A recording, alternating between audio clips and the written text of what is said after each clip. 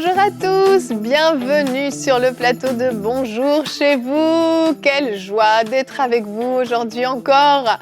Aujourd'hui, on va aborder un thème intéressant. Tu as beaucoup plus que ce que tu penses. Et je vous entends, certains d'entre vous vous dites, si tu savais à quel point je n'ai rien. Eh bien, on va voir aujourd'hui que parfois, c'est une affaire de perspective. Alors, on parle de finances, mais on parle de talent, de compétences. Et on parle de tout ça avec le couple Kabouya. Bonjour à tous les deux. Evelyne. Bonjour, Evelyne. Quel plaisir de vous avoir réunis tous les deux. Vous êtes beaux. Merci. Et réciproque. Plaisir partagé. Oh, c'est gentil, c'est gentil. Aujourd'hui, une belle émission en perspective. Et Omer, je l'avais dit, vraiment, c'est une semaine où tu travailles beaucoup. Aujourd'hui, tu fais une rubrique réponse d'experts. De quoi tu nous parles? Un domaine sensible pour les couples et pour les individus. Y a-t-il des lois spirituelles à appliquer pour la bonne gestion des finances? Et nous allons voir que la parole de Dieu recèle des conseils merveilleux pour nous aider à être stables et à être sages. Formidable, on se réjouit beaucoup de t'entendre tout à l'heure. Et Nadine, aujourd'hui, on terminera cette émission avec une rubrique culture et médias. Tu as des sujets intéressants à nous partager. Oui, aujourd'hui, je vais présenter deux entrepreneurs chrétiens, deux entrepreneurs, parce que c'est deux femmes, des chrétiennes, voilà, qui se sont lancées en entreprise. Et en fait, on parle de « tu as beaucoup plus que tu ne le penses ». Et je crois que quand je vais faire cette présentation, beaucoup seront encouragés à eux aussi se lancer dans ce que Dieu leur appelle à faire. Génial. Nadine, on reste avec toi avec notre pensée du jour.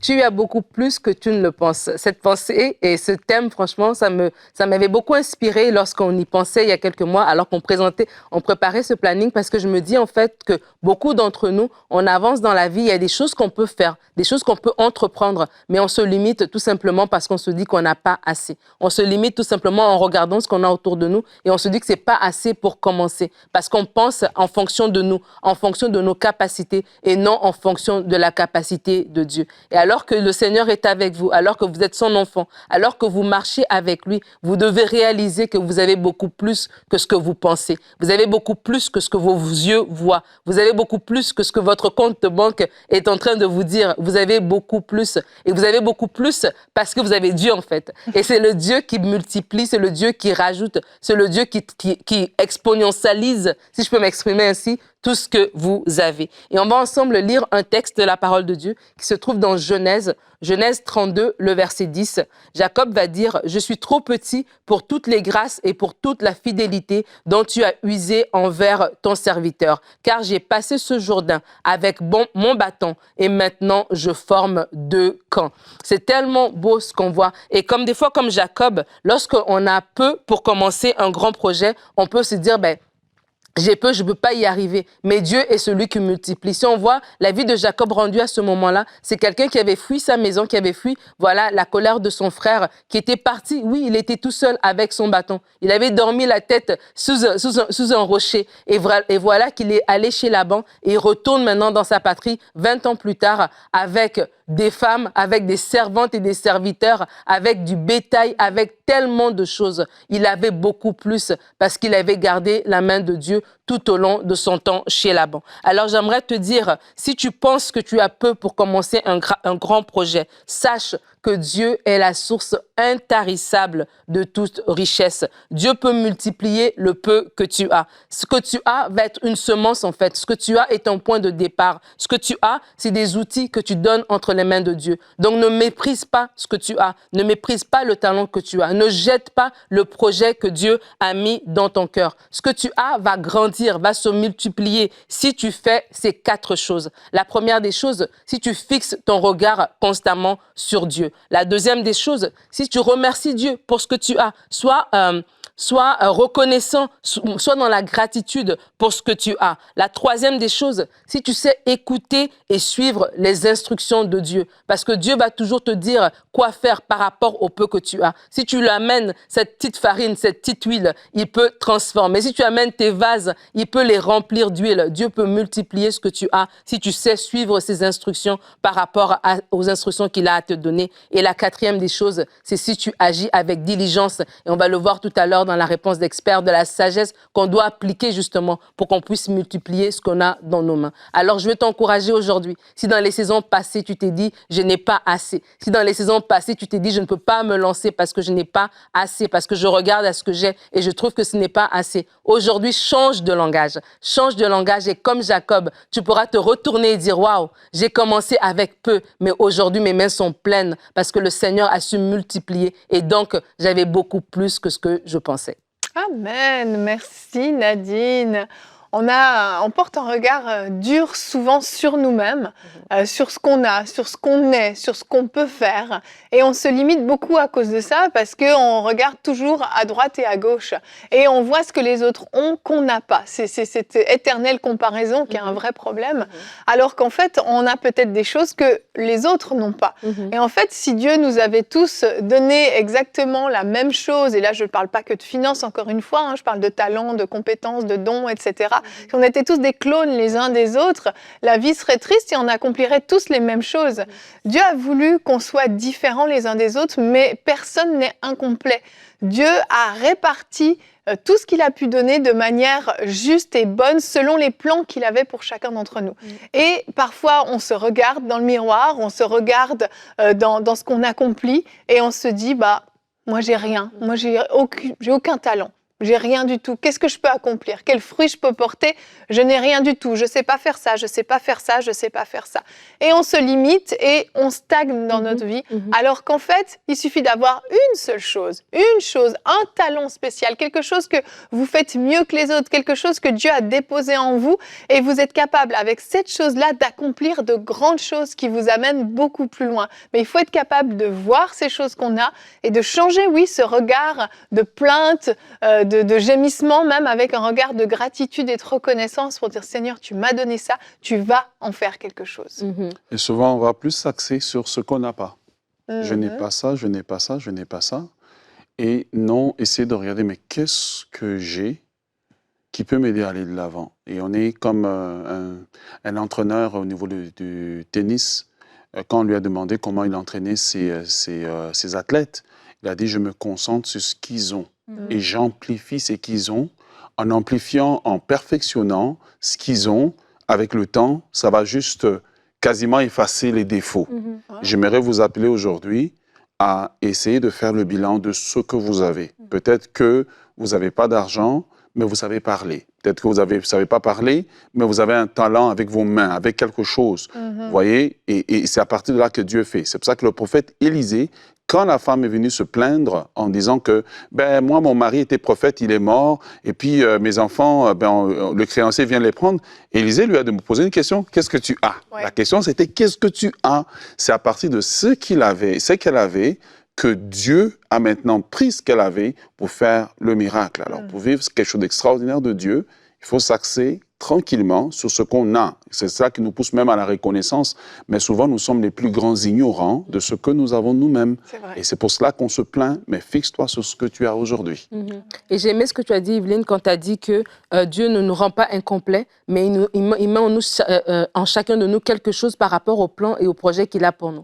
Et moi, un de mes versets préférés dans le Nouveau Testament, c'est Éphésiens 2:10. Éphésiens 2:10 dit que nous sommes son ouvrage ayant été créé en Jésus-Christ pour des bonnes œuvres qu'il a préparées d'avance afin que nous les pratiquions. Donc, ça veut dire que Dieu avait déjà un plan pour chacun de nous. Donc, Dieu nous a déjà remis quelque chose. Il a des bonnes œuvres qu'il a préparées d'avance pour nous. Et des fois, en tant qu'enfant de Dieu, en tant que chrétien, on arrive, voilà, on aime le Seigneur, mais c'est comme si quand il arrive maintenant d'entreprendre, quand il arrive d'aller plus loin, on ne lui fait plus confiance tout d'un coup. On ne fait plus confiance qu'il a mis en nous les capacités nécessaires. On ne fait plus confiance que le plan qu'il a pour nous, c'est lui qui va l'accomplir en fait. Nous avons juste besoin d'être malléables entre ses mains. Et des fois, on se disqualifie en disant non, je ne peux pas le faire, mais c'est son plan. Et parce que c'est son plan, il a déjà tout préparé. Ça veut dire qu'il a déjà mis en nous la semence qu'il a besoin pour ce plan-là. Et comme tu dis, c'est individuel à chacun. Mon plan à moi n'est pas le même que le tien. Et en fait, lorsqu'on réalise cela, à ce moment-là, on dit Seigneur, c'est quoi que tu m'as donné?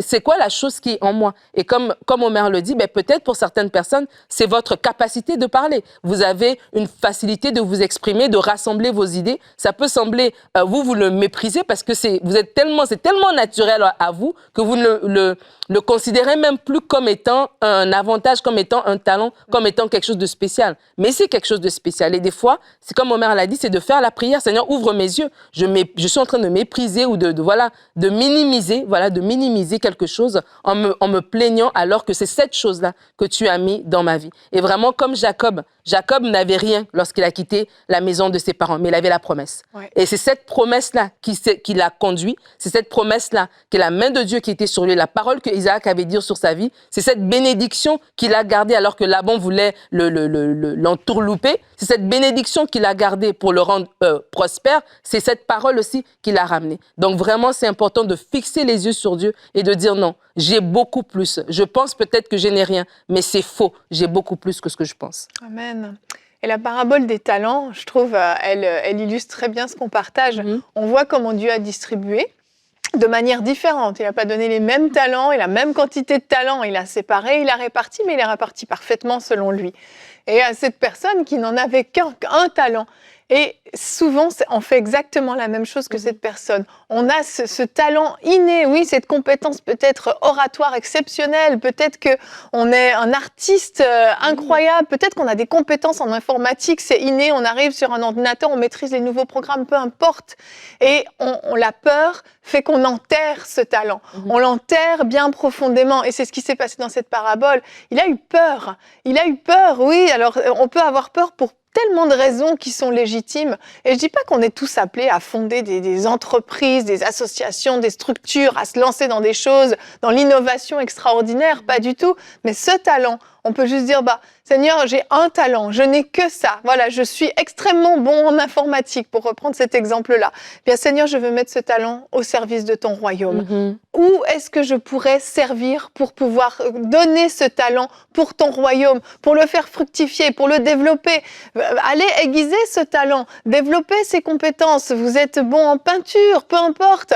Il y a tellement une liste de talents qu'on pourrait citer qui est gigantesque. Eh bien, saisissez-vous de ça, aiguisez ce talent, développez-le et vous allez trouver, j'en suis convaincue, si vous demandez à Dieu, comment je peux mettre ce talent à ton service, Dieu va vous inspirer, Dieu va vous conduire dans une direction bien précise et vous allez pouvoir vous en servir.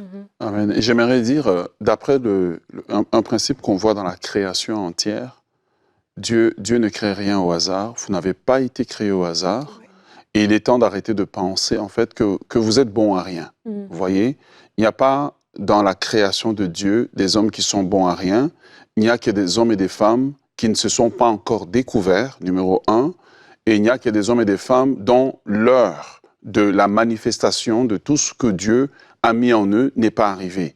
Et lorsque on est dans ces deux catégories-là, on développe, comme dans la parabole de talent, sa peur n'était pas son seul problème, c'était le faux raisonnement. Le faux raisonnement qui était dans sa tête, que son maître était méchant, que son maître était un profiteur, et beaucoup de gens ne peuvent pas voir ce qu'ils ont en main, développer ce qu'ils ont en main, simplement parce qu'ils ont en eux des faux raisonnements. Ils pensent que les gens vont profiter de moi, ils pensent qu'il y aura des mauvaises circonstances qui vont leur arriver. Ils ne croient pas que Dieu dirige leur pas, malgré tout ce qui peut arriver, malgré les injustices parfois des hommes. Joseph peut dire, vous aviez prévu de me faire du mal, mais Dieu l'a changé en bien.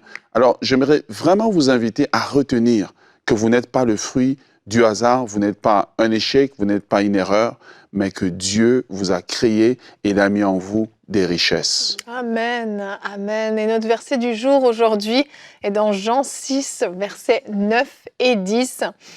Il y a ici un jeune garçon, vous connaissez cette histoire, qui a 5 pains d'orge et 2 poissons.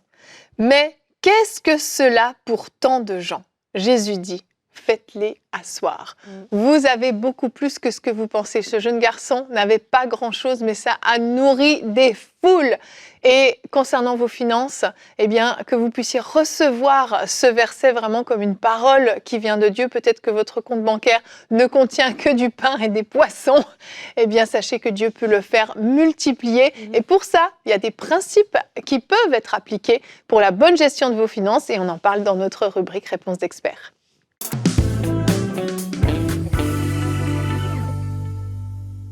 Alors aujourd'hui, j'aimerais te parler de 5 principes que tu peux appliquer pour pouvoir avoir une meilleure gestion financière. Ce ne sont pas des principes des écoles de finances. Je ne suis pas de l'école des finances, mais ce sont les principes de Dieu.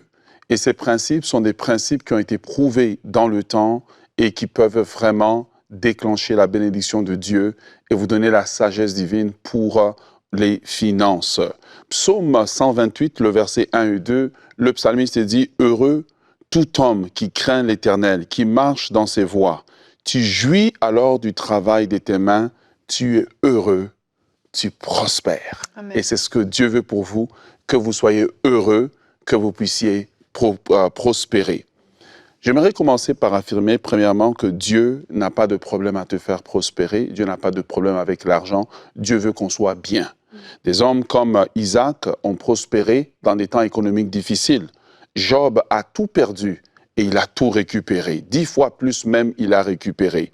Salomon a été rendu prospère par Dieu. Dieu n'a pas un problème à nous faire prospérer. Dieu n'a pas un problème à nous donner en abondance. Oui, vous m'avez bien entendu, en abondance. Alors, il y a quelques lois que nous pouvons mettre en pratique, que tu peux mettre en pratique dans ta vie, que Dieu nous invite d'ailleurs à mettre en pratique dans notre vie, parce que Dieu ne veut pas qu'on soit malheureux, marchant sur la terre, comme étant des princes qui marchent à pied, pendant que les gens qui n'ont pas les principes de Dieu, eux sont à cheval, progressent dans la vie. Mais Dieu veut que nous puissions appliquer ces lois, car les lois de Dieu sont des lois qui mettent sa main, qui travaillent en notre faveur. La première loi qui devrait gouverner nos finances, c'est la loi du travail. Alors, je les donne, je vais dire première, deuxième, c'est juste l'ordre dans lequel je les ai écrits. Ce n'est pas une loi de priorité, mais plus pour une clarté de ce que je dis ici. La première loi, c'est la loi du travail. Et j'aime bien ce que le psaume 128 nous dit. Tu es heureux. Et il dit, tu jouis du travail de tes mains. Voilà, la première loi, c'est la loi du travail. Et aujourd'hui, on croise beaucoup de gens qui aiment faire le minimum. Pour créer l'abondance financière, vous avez besoin d'apprendre la notion de travailler et de travailler avec diligence et d'être un bosseur. Voilà, Genèse chapitre 1 nous révèle Dieu comme étant un travailleur. Il a travaillé 7 jours, ça veut dire il a commencé le matin, il s'est couché le soir. Voilà pourquoi on dit il y a eu un matin, il y a eu un soir. Tu ne peux pas travailler 3 heures par jour puis espérer, des miracles au niveau de tes finances, il faut travailler. Proverbe chapitre 6, le verset 9 à 11 nous dit « Jusqu'à quand, paresseux, resteras-tu couché? Quand te lèveras-tu de ton sommeil? Un peu de sommeil, un peu d'assoupissement, un peu croiser les bras pour dormir, et la pauvreté te surprendra comme un voleur et la disette comme un homme en armes. » La première loi qui nous aide d'abord à gérer nos finances, c'est la loi du travail. Travailler, et Dieu dit, il bénira l'œuvre de nos mains. La deuxième loi, c'est ce que j'appelle la loi de l'honneur ou la loi des prémices. Une fois que nous avons travaillé, que nous avons un salaire ou, je vais utiliser un terme biblique, une récolte, ce que nous devons apprendre à faire, c'est apprendre à honorer Dieu avec nos finances. Pour utiliser un mot que plusieurs aujourd'hui font sujet de débat, est-ce qu'on donne la dîme, est-ce qu'on ne donne pas la dîme? La question n'est pas est-ce qu'on donne ou est-ce qu'on ne donne pas. La question c'est d'honorer Dieu avec nos finances. Proverbe 3, versets 9 et 10 nous dit « Honore l'Éternel avec tes biens, avec les prémices de tout ton revenu. Alors tes greniers seront remplis d'abondance et tes cuves regorgeront de mou. » Alléluia. Et j'aimerais parler à toutes les personnes qui sont dans la tergiversation. Est-ce que je donne ma dîme ou je ne donne pas? j'aimerais juste vous citer un autre texte de Proverbe que vous aimez beaucoup citer, c'est la bénédiction de l'Éternel qui enrichit et il ne la fait suivre d'aucun chagrin. Donc si on prend un texte des Proverbes, prenons aussi l'autre texte pour être complet dans notre approche. La deuxième loi, c'est la loi de l'honneur ou la loi des prémices. La troisième loi, c'est la loi de la générosité. Une fois que vous avez donné à Dieu, Dieu veut que nous puissions nous souvenir de ceux qui n'ont pas. Vous voyez? Parce que la Bible dit que celui qui donne à un pauvre prête à l'Éternel. Donc, si nous avons cette mentalité, il y a plein d'œuvres caritatives. Parfois, il y a des gens qui mendient aussi lorsque nous sommes en train de conduire nos voitures et nous avons notre climatisation bien montée. Mais il arrive des moments où Dieu nous met à cœur, donne-lui quelque chose. Et nous devons apprendre à être généreux envers ceux qui n'ont pas. Non pas, n'est pas les mépriser, mais être vraiment généreux envers eux. Proverbe chapitre 21, le verset 13 nous dit « Celui qui ferme son oreille au cri du pauvre criera lui-même et n'aura point de réponse. » Proverbe chapitre 22, le verset 9 nous dit « L'homme dont le regard est bienveillant sera béni parce qu'il donne de son pain aux pauvres. » Tu vois, là, je ne suis même pas dans les textes de Moïse, là. Je suis juste dans les proverbes. C'est la sagesse de la vie de tous les jours. Psaume chapitre 113, le verset 7 nous dit « De la poussière, il retire le pauvre du fumier, il relève l'indigent. » C'est Dieu. Alors, pourquoi je dis que nous devons donner aux gens qui sont dans la pauvreté, qui ont moins que nous? Parce qu'aujourd'hui, tu es en haut, tu ne sais pas si demain tu seras en bas. Aujourd'hui, tu es bien, mais tu ne sais pas quel autre malheur va venir t'atteindre à un moment donné dans la vie. Alors, en investissant, en donnant à ceux qui n'ont pas, tu te bâtis un compte, tu vois, un compte de sécurité. Quand la tempête arrive, Dieu se souviendra que toi aussi tu t'es souvenu de ceux qui étaient dans les temps difficiles. Ne méprise pas un pauvre, ne méprise pas celui qui a moins que toi, mais apprends à poser des actions, apprends à donner à ceux qui ont moins que toi. Tu peux donner des vêtements, tu peux donner des chaussures, tu peux payer les études de quelqu'un, mais donne à ceux qui n'ont pas. Ce sont des principes de Dieu. Il semble que l'argent sort de ton compte, mais en fait, Dieu les regarde comme étant des investissements. La loi numéro 4, c'est ce que j'appelle la loi des semailles et des moissons ou la loi de l'investissement. Dans la loi des semailles et des moissons, eh bien, Dieu nous appelle aussi à garder une partie de prendre une partie de ce que nous avons et à l'investir dans différentes sortes de projets, mettre à la bourse, mettre dans des comptes mis à part, etc., pour que cela puisse fructifier. Il n'y a pas un péché à cela, c'est le principe même de la parole de Dieu. Quand la famine était dans le pays au temps d'Isaac, Dieu a dit à Isaac, reste dans le pays et je te bénirai. Dieu fait la promesse à Isaac, mais si on observe, la Bible dit que Isaac s'aima dans le pays. Dieu ne lui a pas dit de s'aimer.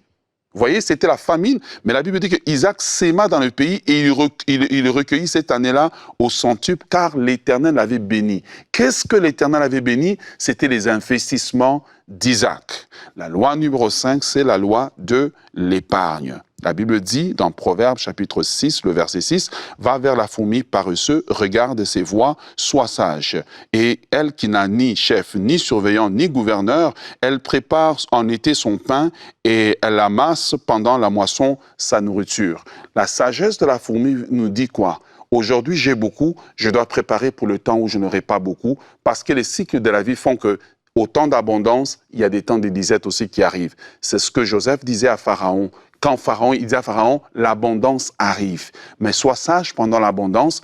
Et il dit à Pharaon de mettre 1/5 des récoltes de côté pour que quand les temps de famine vont arriver, il puisse s'en sortir. Alors ça, c'est Genèse chapitre 41, verset 33 au verset 36. 5 principes qui peuvent nous aider à bien gérer nos finances selon les principes de la parole de Dieu. Amen. Waouh. Franchement, c'est du solide aujourd'hui. C'est du solide. Merci, Omer. Bon, réécoutez, je le redis, mais pour réécouter. Merci beaucoup. C'était un enseignement là que tu nous as fait carrément. C'était profond. Merci beaucoup, Omer. On continue avec toi, Nadine. On va découvrir les 2 entrepreneurs dont tu nous as parlé dans la rubrique Culture et Médias.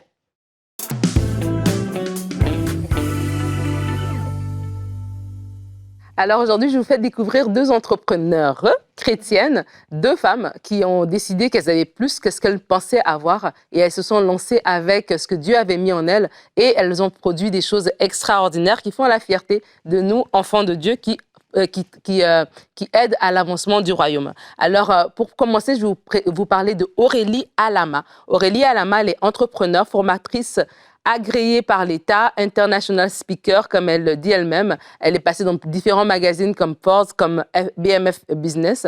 En fait, elle a une plateforme qui s'appelle Femmes libère ton potentiel et c'est une plateforme d'accompagnement pour les femmes, accompagnement de leadership, mentoring, développement de business pour tout le monde en fait aussi. Et donc dans cette plateforme, ils offrent des formations, ils organisent des événements comme des congrès d'entrepreneuriat féminin et ils offrent aussi des podcasts. Il y a énormément d'informations sur leur plateforme. Et en fait, la FLTP Academy, comme il l'appelle, Femmes libère ton potentiel, c'est un programme qui est en ligne et qui est conçu pour aider c'est sur mesure, en fait, pour aider les personnes à booster leur business ou leur projet de business. Donc, je vous ai parlé tout à l'heure de venir avec ce que Dieu a mis en votre cœur, votre 5 pains et vos 2 poissons. Ben, eux, ils font ça, en fait. Ils disent que 2 personnes sur 3 déclarent vouloir entreprendre, mais ces mêmes personnes déclarent également ne pas savoir par quelle étape commencer. Donc, du coup, ils outillent, ils offrent des bons conseils, ils offrent un accompagnement, des informations, etc.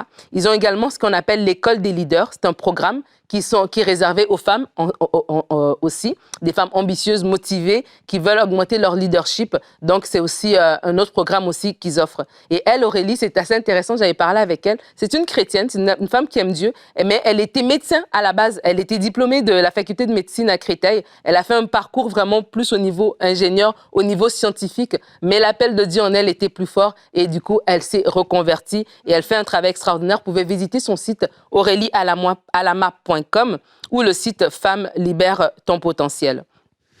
La deuxième personne que je vais vous parler s'appelle Rose-Marie Pousse. Il y a plusieurs années, peut-être 4 ans peut-être, on avait présenté son livre qui s'appelle Comment vaincre la malédiction du chômage. C'est un livre elle avait écrit par rapport à cela. Et donc, du coup, depuis, il y a eu tellement des bons échos qu'elle a mis en place du coaching. Elle a un coaching qui s'appelle Métier de destinée et un programme de 21 jours pour votre vie professionnelle et spirituelle. Et donc, dans son curriculum, de ses cours qu'elle offre, elle offre un programme pour nous aider à transformer notre mindset, à écrire notre vision, à transformer notre carrière. Et elle a aussi une page YouTube, une chaîne YouTube dans laquelle elle partage des témoignages des personnes. Il y a des gens qui ont retrouvé du travail après des années de chômage, après avoir utilisé son programme. Donc vraiment 2 femmes qui sont au service du royaume et qui aident des personnes, oui, à utiliser ce qu'elles ont, à prendre le peu qu'elles ont et le mettre au service du royaume. Alors, je vous encourage à visiter les différents sites de ces personnes. Merci Nadine, comme toujours, des belles découvertes. Félicitations à ces dames qui s'investissent et qui se donnent à fond et qui ont mis, oui, ce qu'elles avaient, ce que Dieu leur avait donné au service de Dieu. Merci à tous les 2 pour cette belle émission. Vous l'aurez compris, vous avez beaucoup plus que vous ne le pensez. Ne vous minimisez pas.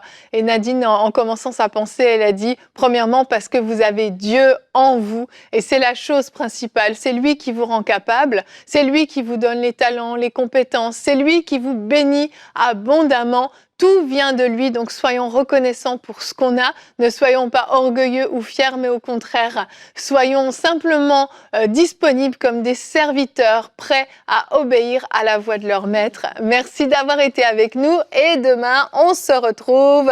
As-tu besoin d'un miracle? Ce sera notre thème. Et nous avons une rubrique « C'est mon histoire ». Guy Maréchal, ce nom vous dit certainement quelque chose. Vous avez peut-être déjà entendu des bribes de témoignages venant de lui. Eh bien, Nadine a eu le plaisir de le recevoir puisque nous commençons à diffuser les C'est mon histoire qui ont été enregistrés à Paris ce printemps. Eh bien, vous allez voir qu'il a vécu des guérisons extraordinaires, vraiment, de quoi vous surprendre. Donc, si vous avez besoin d'un miracle, rendez-vous demain, même heure, même endroit. Bonjour chez vous.